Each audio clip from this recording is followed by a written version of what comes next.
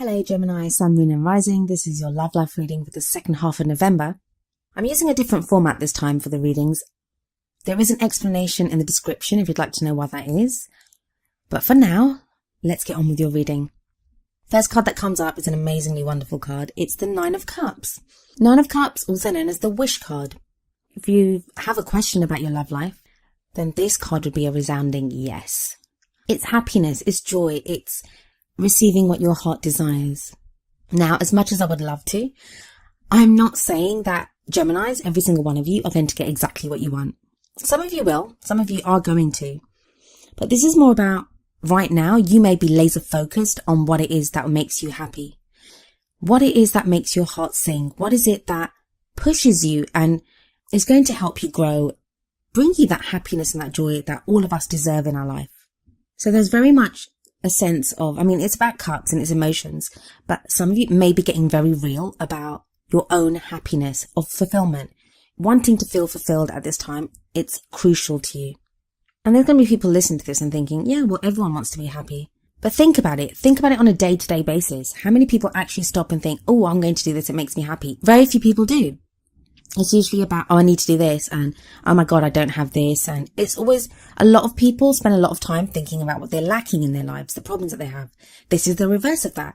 This is going after what makes you happy. This is sending out your thoughts, your wishes to the universe, to spirit, to whatever it is that you believe, or even to yourself, getting very real with yourself about what it is that makes you happy at this time.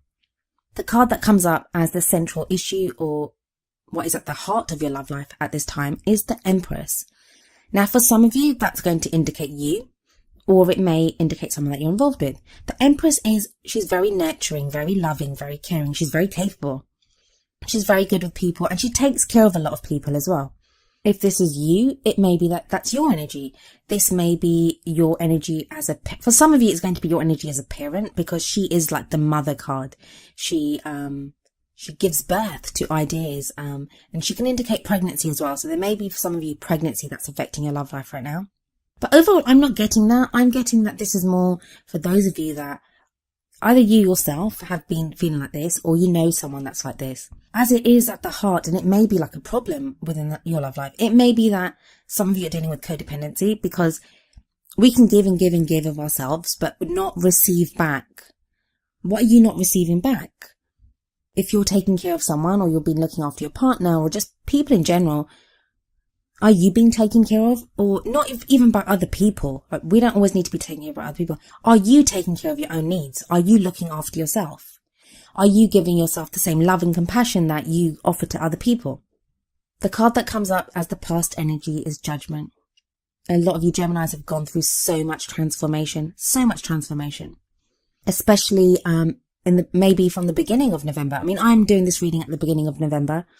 So these may be energies that are coming in from October, or even from months before that. But this has been definitely a period of transformation for you, of change, of just seeing what has been there. It's not always the easiest card, because Judgment sometimes forces us to look at the things that we've done wrong, or that other people have done to wrong us.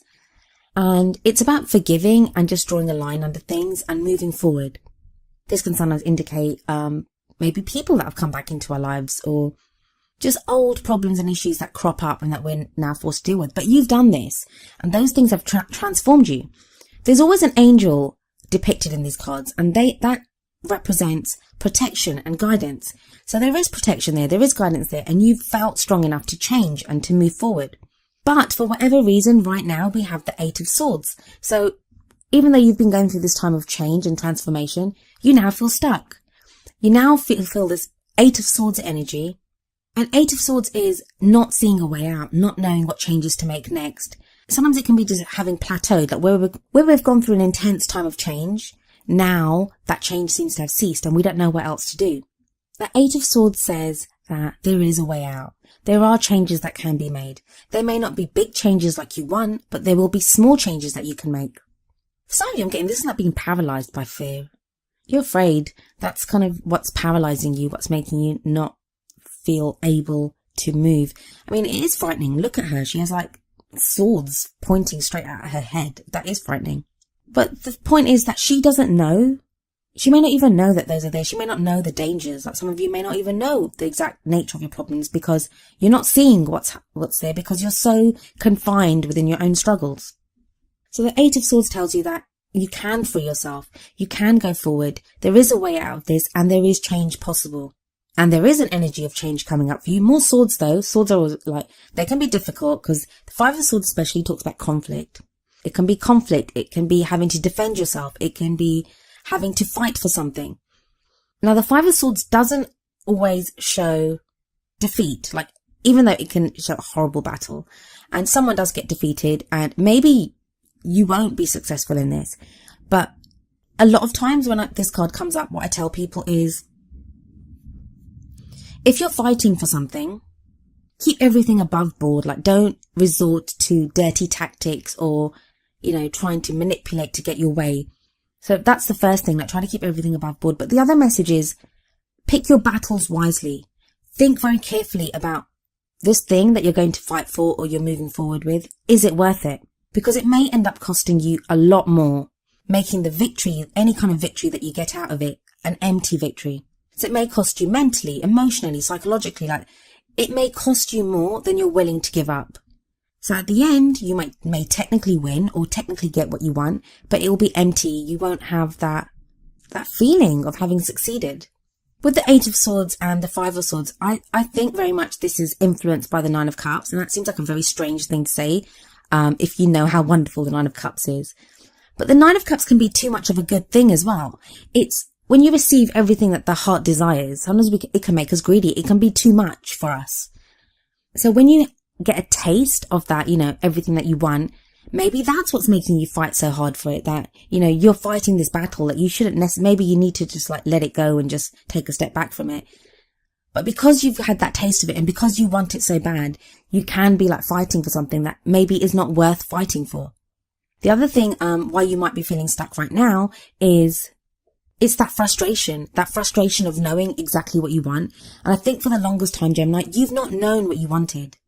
That's kind of been the problem. You've not known what dream you had. You've not known what to go for. And now it feels like you're one step away from happiness, from completion, but you feel stuck. And that can be frustrating. And that's where that Eight of Swords energy can come in, because you're like, well, I know I want this, but how the hell do I get it?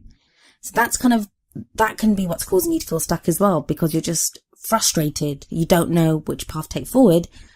And for some of you, when you see a path, even if it's not the most legitimate path or the right path, you might take it just so you are doing something because you want that action. But we have the World energy coming in at the end, and that's like the energy of what crowns you and the energy that you take into December with you. The World is the successful completion of a phase in your life. It's that end of a cycle.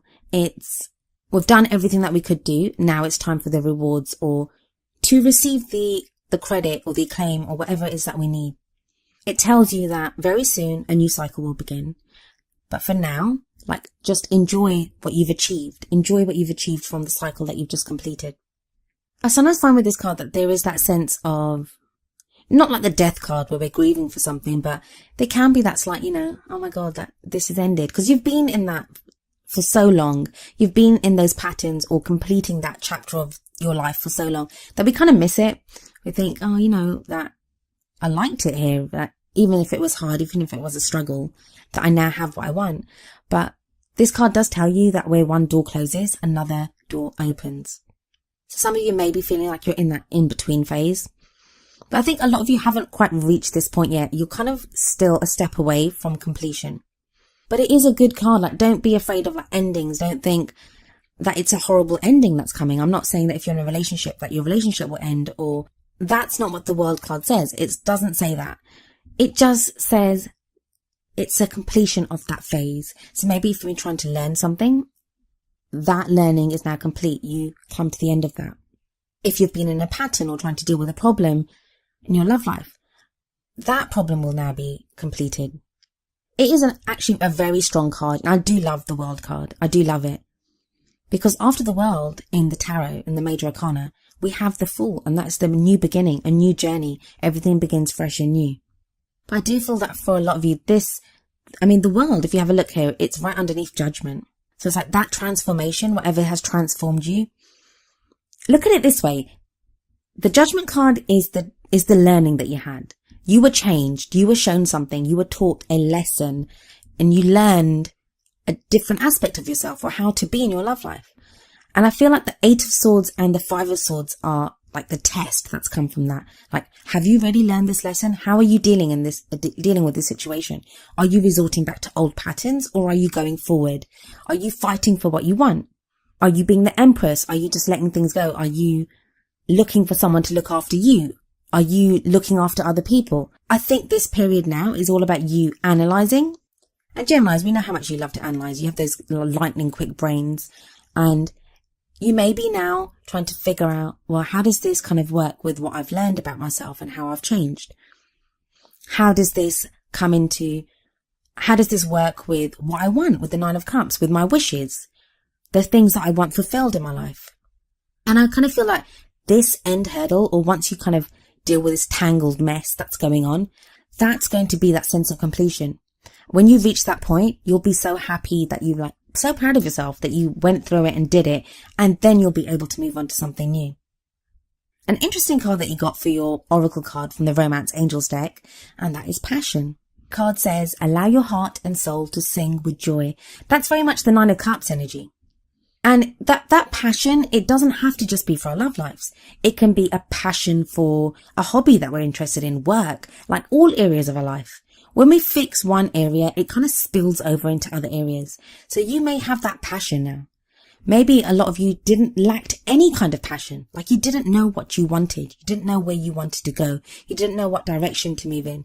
But now, just the fact that you have that passion, that's a huge thing. And that relates so much, as I said, to the energy of the 9 of Cups. Allow your heart and soul to sing with joy. Just be happy that you're happy. Be happy that you want things. Be happy that you have these wishes, that you have these dreams that you will make come true. You will move towards them. And you will enjoy the journeys towards fulfilling these dreams. The card that came up from the Wisdom of the Oracle deck is Time to Go, number 45. I'll read the meaning from the book for you. The essential meanings are endings, completion, walking away from something because there is nothing else to learn or experience. The relationship message says, it's over, or at the very least, the form this relationship has taken is no longer of service to you or the other person.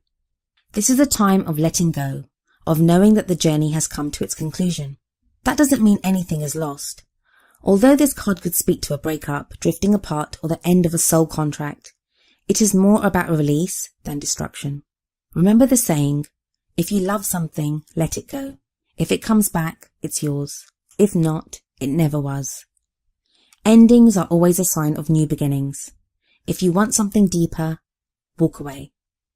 So this time to go very much echoes the World card. I feel for some of you that walking away is going to be from the 5 of Swords energy. I think something will come up, or something might even be coming up now for you, depending on when you watch this video, where it's that one challenge too many and you think, you know what, this is just not worth it.